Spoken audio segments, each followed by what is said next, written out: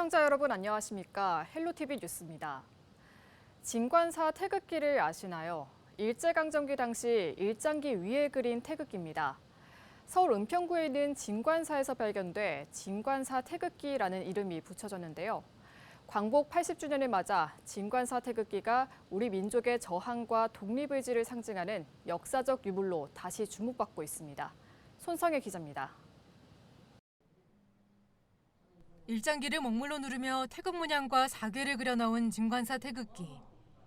한쪽 귀퉁이가 불에 탄 듯 떨어져 나가고 색도 바랬지만 조국 광복에 대한 염원이 깃들어 있는 태극기입니다. 당시의 제작 방식을 보면 이 국기 자체를 천으로 오려서 덧대서 이렇게 박음질하는 형식으로 태극기를 제작을 했습니다. 그런데 지금의 저희 발견된 태극기는 일장기 위에 이제 먹으로 태극과 건곤감리를 그린 형태입니다. 그런 점으로 보아서 이제 일부러, 그러니까 고의로 의도한 바에 따라서 이 태극기를 그 위에 일장기 위에 그리신 것이라고 생각하고 있습니다. 일장기를 거부하고 일본에 대한 강한 저항의식을 표현한 진관사 태극기는 1919년 일제강점기 당시 진관사를 거점으로 독립운동을 펼쳤던 백초월 스님이 사용했던 것으로 추정됩니다. 2009년 세상에 처음 드러났는데 발견 당시 인적이 드문 사찰 부속 건물 벽 속에 비밀스럽게 숨겨져 있었습니다. 그 벽지를 이렇게 띄어보니까 그 안에서 이제 이런 어떤 보자기가 나왔고요. 이 보자기를 풀러보니 보자기의 역할을 하고 있었던 것이 태극기였고 그 보자기 안에 쌓여 있었던 것들은 전부 1919년에 발행된 신문유와 또 여러 가지 문건들이었습니다. 진관사 태극기가 처음 공개됐을 당시에는 훼손된 태극기를 왜 내거느냐는 민원이 제기되기도 했습니다. 하지만 올해 6월 취임한 이재명 대통령이 진관사 태극기를 배지로 착용하면서 다시 주목받고 있습니다. 불가에서 이야기하는 시절 인연이라는 것이 있습니다. 이 시절 인연은 줄탁동시처럼 이렇게 딱 맞아 떨어지는 어떤 인연을 말하는데요. 지금 나라가 이제 지난 겨울부터 올해 초까지 많은 혼란의 시기를 겪으면서 이 태극기가 더욱 부상된 것에 대한 그런 이유는 당시에 이제 구국을 위해서 또 남겨놓았던 많은 그런 의미가 담긴 신문과 또 태극기가 지닌 가치, 이 가치와 그 독립운동가 분들의 그런 결연한 의지, 자주적인 정신 이런 것들이 지금 많이 필요를 하지 않나. 우연히 발견되기까지 90년이라는 오랜 세월 동안 벽 속에 숨죽여 있었던 진관사 태극기. 광복 80주년을 맞아 서울 덕수궁 돈덕전에서 열리는 빛을 담은 항일유산 특별전에서 오는 10월까지 만날 수 있습니다. 헬로티비 뉴스 손성혜입니다. 일본의 식민 지배로부터 해방하기 위해 수많은 이름 없는 이들의 희생이 있었는데요. 인천 도시역사관이 광복 80주년을 맞아 독립운동가들의 환한 미소를 그래피티와 인공지능 영상으로 되살려 눈길을 끌고 있습니다. 송효찬 기자의 보도입니다. 하나둘 벽면을 채워가는 페인트. 다양한 색깔이 입혀지면서 서서히 모양을 드러냅니다. 프로축구팀인 인천 유나이티드 FC 선수들입니다. 그런데 자세히 보니 현재의 선수가 아닌 인천 출신의 독립운동가들을 그래피티를 통해 재현한 것입니다. 이번에 인천시에서 이렇게 그 인천의 독립운동가에서 11분을 이렇게 뽑아 놓으셨더라고요. 그래서 그걸 보고 저기서 제안을 주셔가지고 이것도 한번 하면 의미도 있을 것 같고 또 11명이라는 또 숫자가 또 이제 좀 축구랑도 관련이 있어서 이렇게 또 연결하면 재밌을 것 같다라고 해서 이 전시를 준비하게 됐습니다. 이번 전시는 도시를 보는 작가전의 일환으로 해방의 감격을 예술적으로 재조명하고자 기획됐습니다. 일제 감시카드에 기록된 인천 출신 독립운동가 11명을 인천 유나이티드 FC의 축구 선수로 형상화한 작품으로 해방의 기쁨을 축구장의 환호로 풀어냈습니다. 특히 인천 출신의 국내 1세대 그래피티 작가가 참여해 일제강점기 독립운동 인물들을 주제로 작업해 의미를 더하고 있습니다. 그래피티 작품 외에도 이곳에는 인공지능 기술로 복원된 독립운동가들의 웃는 얼굴 영상도 전시돼 있습니다. 김구를 비롯해 안창호와 유관순 등 당시 웃음조차 쉽지 않았던 시대를 살아낸 독립운동가들의 미소를 영상으로 표현했습니다.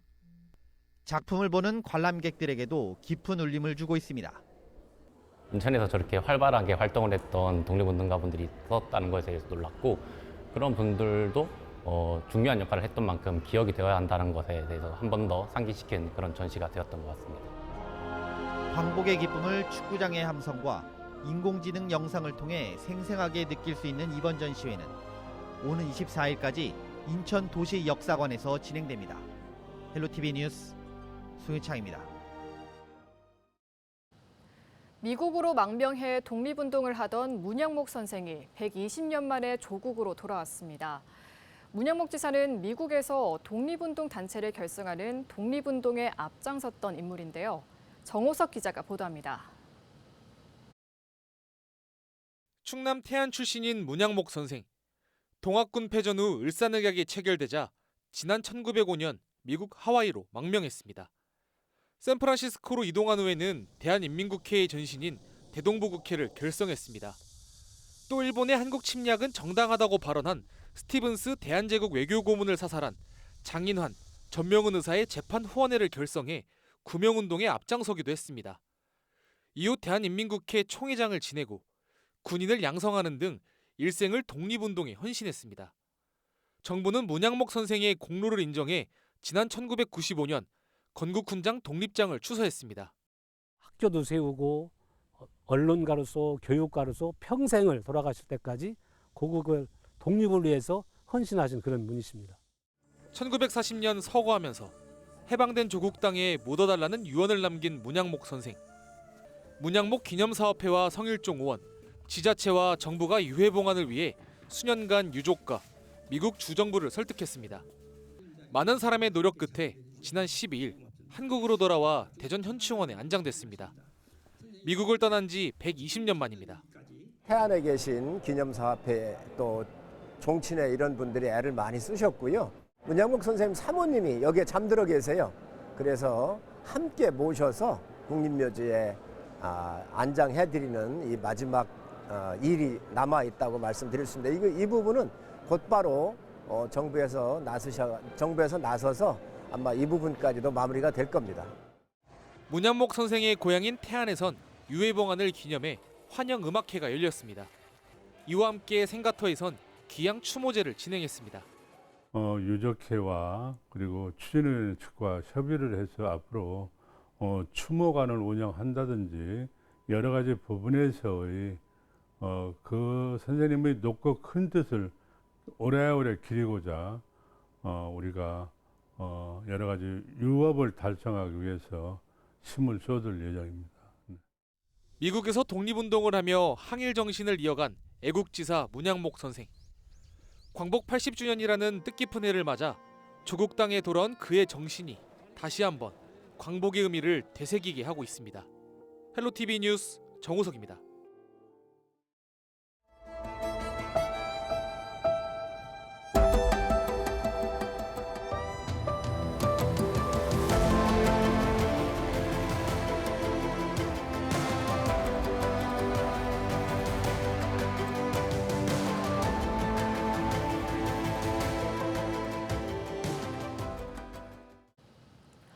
제대로 관리가 되지 않는 역사유산들이 지역 곳곳에 방치돼 있다는 사실 알고 계셨나요?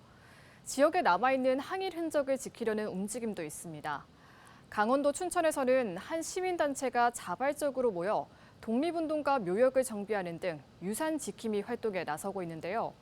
남기우 춘천 항일애국 선열 유산 지킴이 운영위원장 만나 자세한 이야기 들어봤습니다.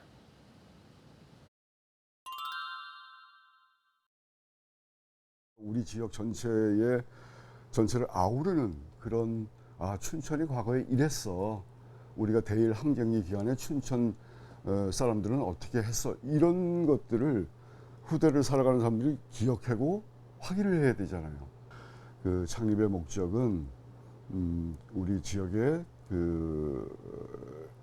존재해 있는 그런 어떤 시설들을 시민들이 자발적으로 찾아가서 관리하고 이것이 쭉 유지될 수 있도록, 그래서 그 공간이 어떤 미래 세대들에게 어떤 하나의 교육 공간으로 활용될 수 있도록 우리가 좀 잘 지켜내자, 이런 취지에서 만들었던 거죠.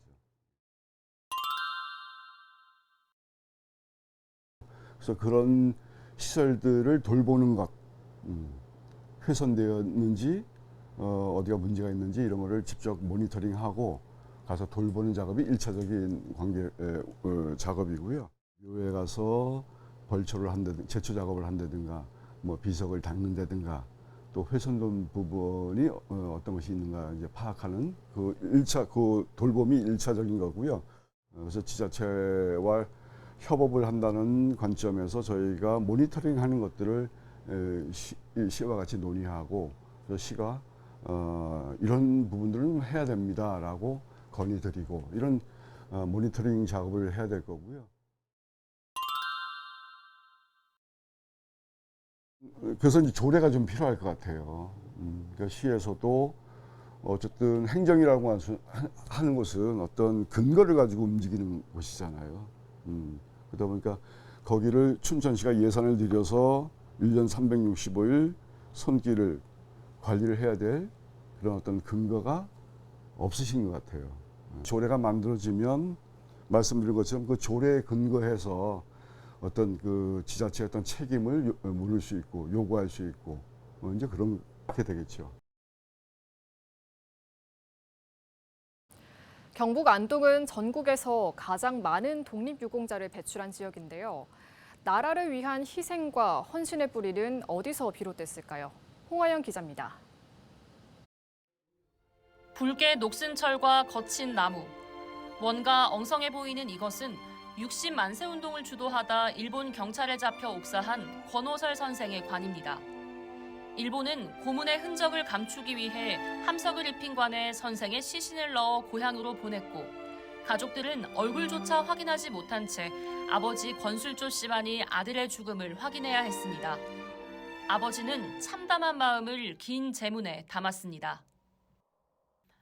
예로부터 독립운동의 성지로 불리는 안동. 2025년 현재 전국 독립유공자 18,258명 가운데 2,522명이 경북 출신. 특히 안동은 392명으로 단일 지역 중에서는 가장 많습니다. 안동에서는 1894년 전국 최초의 의병항쟁이 일어났고 3.1운동 참여도 유독 격렬했습니다. 대한광복회 활동 역시 활발했는데 총 62명의 단원 중 22명이 경북 출신, 그중 7명이 안동 사람이었습니다.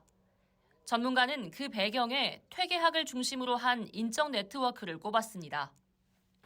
경북의 유림분들은 척사 유림부터 시작해서 그다음에 혁신 유림, 그리고 나중에는 사회주의까지 받아들이셔가지고 민족 문제를 해결하기 위해서 노력을 많이 하셨습니다. 이런 관계들이 우리 민족 문제, 특히 그러니까 자유 독립이라든지 그다음에 민주국가 건설이라는 그 민족 문제를 해결하는데 큰 영향을 미쳤다고 생각합니다. 안동 예안 출신 동산 류인식 선생은 이상용, 김동삼 선생 등과 함께 안동의 북부 지역 최초 중등 교육기관인 협동학교를 세우고 계몽운동에 앞장섰습니다. 최초로 협동학교가 자리했던 터엔 독립운동 기념관이 세워져 방문객들의 발걸음이 이어지고 있습니다. 저랑 제 또래이신 분들도 나라를 위해서 열심히 독립운동을 하신 모습을 보고 저도 나라에 더 도움이 되기 위해 열심히 공부를 해야겠다라는 생각이 들었습니다. 제가 경남에서 왔는데 이번 여기 경북 안동에 와가지고 더 많은 독립운동가 분들을 알게 돼서 그분들께 감사함을 느꼈습니다.